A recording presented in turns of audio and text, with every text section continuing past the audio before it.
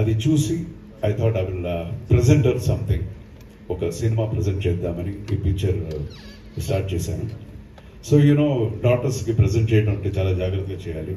So అలాగే చాలా జాగ్రత్తగా ఈ సినిమా చేశాను.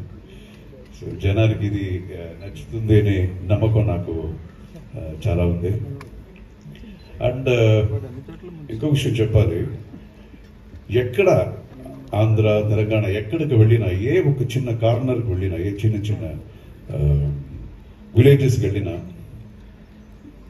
నేను ఎప్పుడో 40 years ముందు చేసిన సినిమాల గురించి చెప్తుంటారు. మా పల్లె గోపాలుడు, రాణి రాణమ్మ పాట మీరు అని ఎంత బాగా చేశారంటారు. పుట్టింటికి రాచల్లి చెప్తారు. చాలా ఏది మర్చిపోలేదు. The kind of love they are showing, అది నిజంగా మర్చిపోలేము.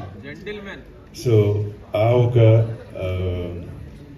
అభిమానం, ఆ ఒక ఆశీర్వాదం ఎప్పుడు చిరదిగా ఉంటాను.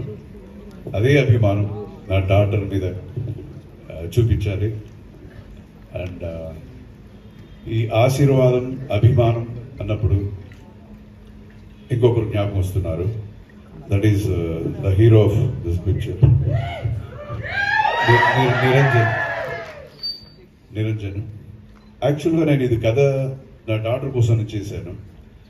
బట్ డీటెయిలింగ్ చేసేటప్పుడు హీరోయిన్ క్యారెక్టర్ కన్నా హీరో క్యారెక్టర్ ఎలివేట్ అయిపోయింది. నిజంగా పిక్చర్ చూస్తే మీకే అనిపిస్తుంది. సో ఈ క్యారెక్టర్లో చాలా ఎక్స్ప్రెషన్స్, అన్నీ ఒక వర్సటాలిటీ ఉండే ఒక క్యారెక్టర్ ఆయన చేసింది.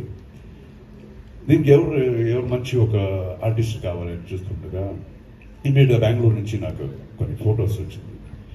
నిరంజన్ ఫోటో వచ్చింది. అరే బాగున్నారు కుర్రోడు, ఎవరు ఇది? మన ఉపేంద్ర గారు అన్న కొడుకు అన్నారు. అప్పుడే వేసాడు, okay 90% okay, coming from that legacy. And